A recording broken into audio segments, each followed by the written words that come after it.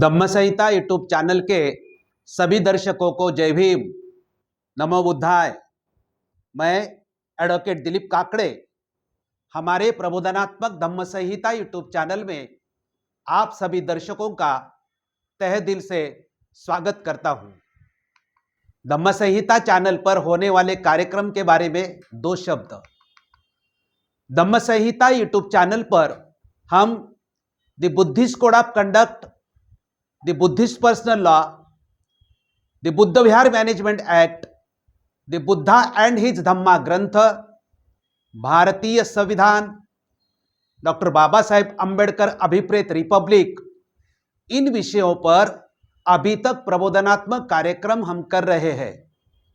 इस चैनल पर आज तक के सभी कार्यक्रम मराठी में पेश किए गए हैं, लेकिन बोध गया महाबोधि महाविहार आंदोलन की व्यापकता को देखकर इस विषय के जितने भी वीडियो बनेंगे उन सभी को हमने हिंदी में पेश करने का निर्णय लिया है।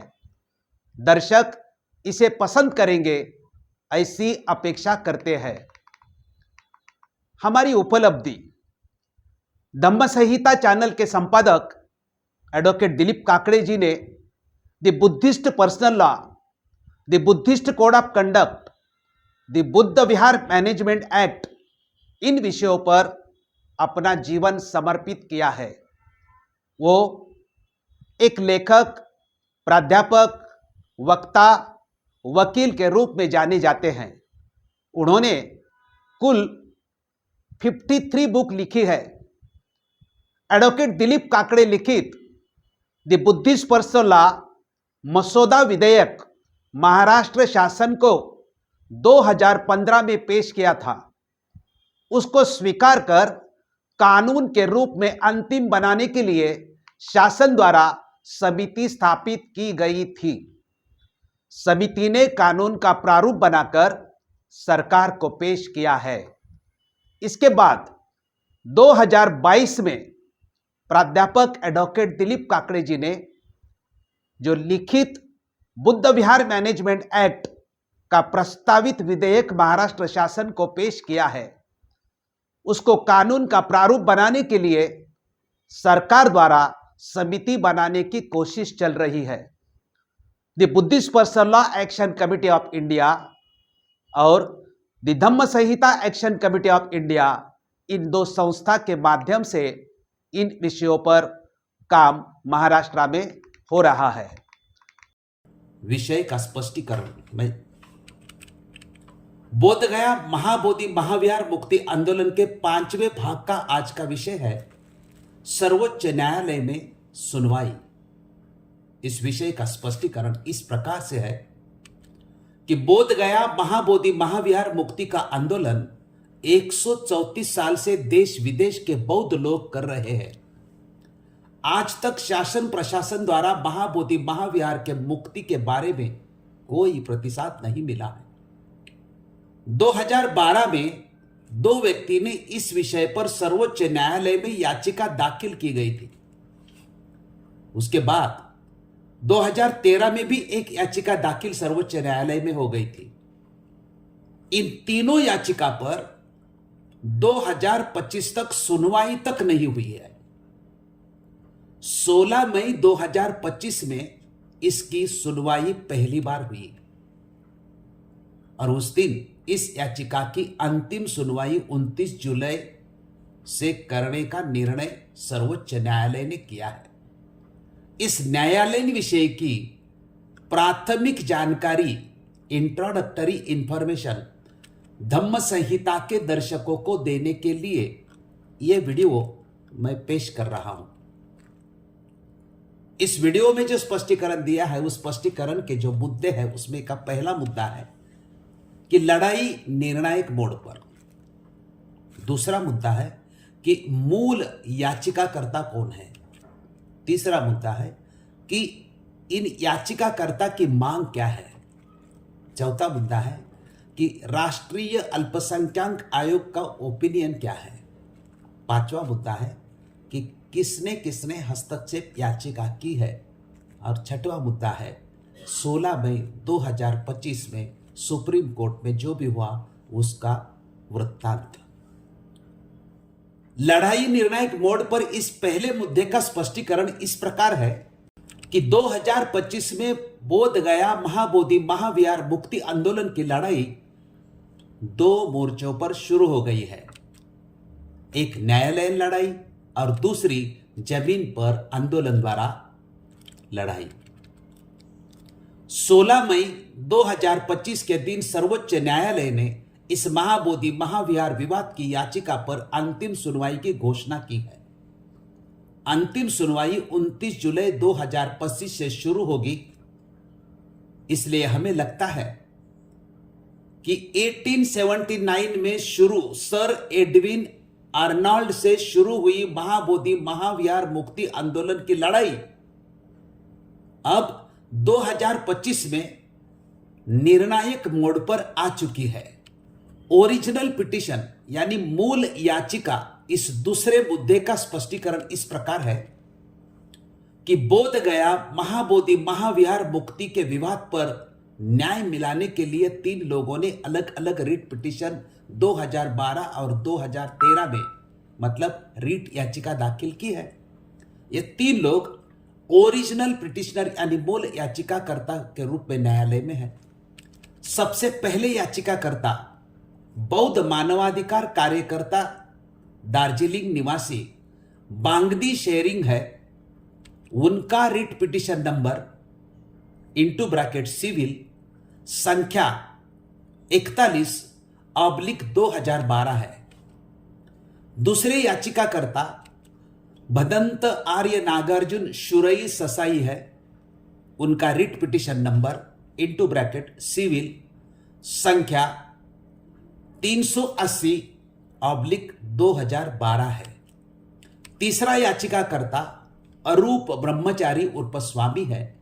उनका writ petition number into bracket civil संख्या 832/2013 है। यह 3 मूल याचिका सर्वोच्च न्यायालय में है और उसकी 29 से सुनवाई होने वाली है।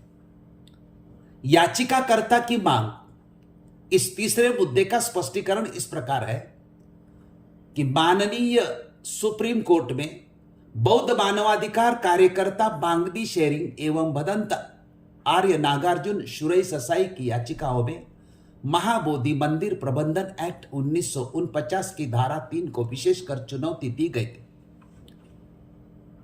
और बोध गया महाबोधि महाविहार का प्रबंधन पूर्ण रूप से बौद्धों को सौंपने की मांग की गई।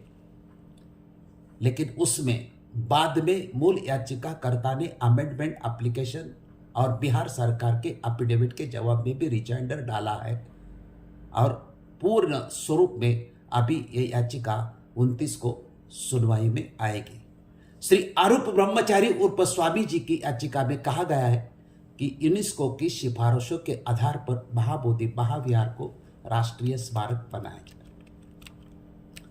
राष्ट्रीय अल्पसंख्यक आयोग द्वारा भी ओपिनियन इस चौथे मुद्दे का स्पष्टीकरण इस प्रकार है कि राष्ट्रीय अल्पसंख्यक आयोग भारत सरकार के द्वारा सुप्रीम कोर्ट के वरिष्ठ अधिवक्ता श्री राजीव धवन जी को बुद्ध गया महाबोधि महाविहार को बचाने के लिए नियुक्त किया गया था और उन्हें लीगल ओपिनियन देने के लिए भी कहा गया था, जो लीगल ओपिनियन दिनांक 27 मार्च 2009 को जारी किया गया था।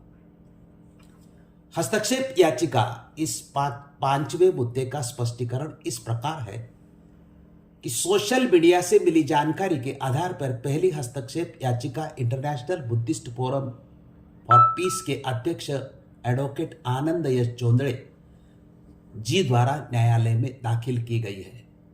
दूसरी हस्तक्षेप याचिका 10 मार्च 2025 को all India Buddhist central forum की तरफ से एडवोकेट आनंद चोंदड़े जी ने डाली है और तीसरी हस्तक्षेप याचिका राष्ट्रीय अल्पसंख्यक आयोग की पूर्व सदस्य एडवोकेट सुलेखाताई कुंभारे जी अध्यक्षा Ogawa society dragon palace Nagpur द्वारा 9/4/2025 को डाली है।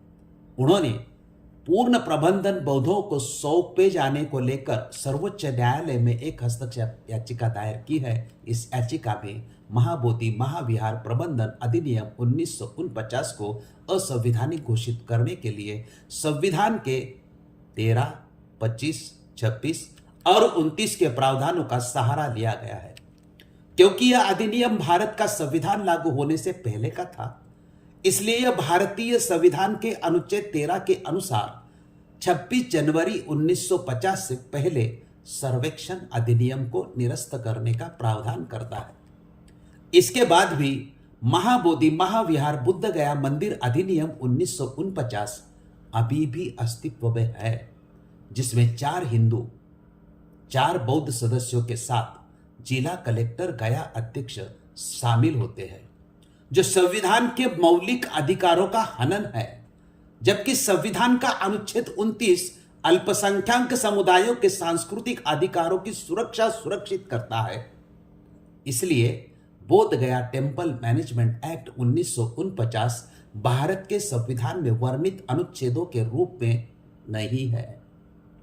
याचिका में मांग की गई है कि जिस तरह सुप्रीम कोर्ट ने 9 नवंबर 2019 को राम जन्मभूमि को लेकर अयोध्या मामले में बिना किसी प्रमाण के आस्था के नाम पर फैसला दिया, इसी तरह विश्व के बौद्धों की आस्था और भावनाओं का सम्मान करते हुए बीटीएमसी एक्ट 1949 में संशोधन किया जाए और महाबोधि महाविहार बुद्ध गया का प्रबंधन बौद्धों को सौंपा जाना चाहिए।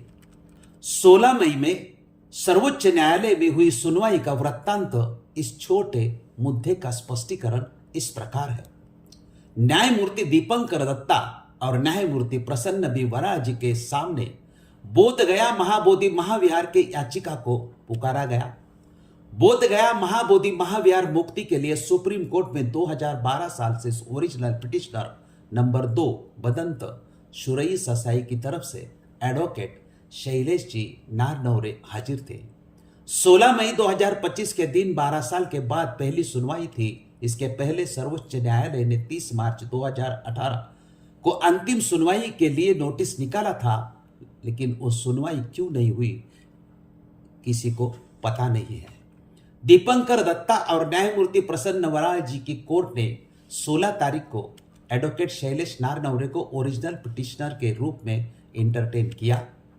एडवोकेट नारनौरे जी ने आवाज इंडिया को मुलाकात देते वक्त कहा कि 1949 का कानून निरस्त होना चाहिए क्योंकि वो संविधान से विसंगत है। आर्टिकल 13 इसको निरस्त करता है।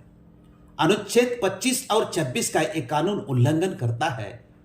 1950 को ही ये कानून अपने आप निरस्त हो गया है। इसको ऑपरेटिव नहीं रखा जा सकता है। जब कानून असंवैधानिक है तो उसको ऑपरेटिव रख नहीं सकते। न्यायालय ने सरकारी वकील को 12 साल देर लगाने के बारे में पूछा और ये विषय सर्वोच्च न्यायालय ने अंतिम सुनावनी के लिए 29 जुलाई 2025 को रखा है। बिहार सरकार,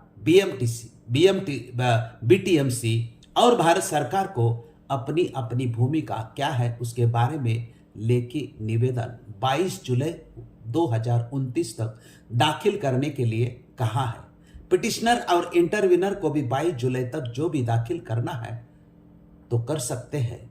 उसके बाद 29 जुलाई 2025 से कोर्ट में अंतिम सुनवाई होने वाली है। सारांश, सभी मुद्दों का इन अध्ययन करने के बाद यह पता चलता है कि महाबोधि महाविहार मुक्ति का विषय शासन, प्रशासन और न्यायालय दोनों जगह पर प्रलंबित है। सर्वोच्च न्यायालय ने 2025 में इसकी दखल ली है। 29 जुलाई से अंतिम सुनवाई का निर्णय लिया है। जैसे 134 साल से बौद्ध लोग आंदोलन जमीन पर कर रहे हैं, वैसे ही न्यायालयीन लड़ाई भी सभी ने एक साथ गंभीरता से लड़ना चाहिए, ऐसा हमें लगता है। और हम अपील भी करते हैं कि सभी ने एक साथ इस न्यायालयीन लड़ाई को भी लड़ना चाहिए। आपने बोध गया महाबोधि महाविहार मुक्ति आंदोलन में सर्वोच्च न्यायालय में सुनवाई की जानकारी देखी और सुनी, उसके लिए सभी दर्शकों का हृदय से शुक्रिया अदा करते हैं। इस वीडियो को ज़्यादा से ज़्यादा लोगों तक पहुंचाकर आंदोलन को सहकार्य करने का सभी दर्शकों से निवेदन करते हैं। धन्यवाद।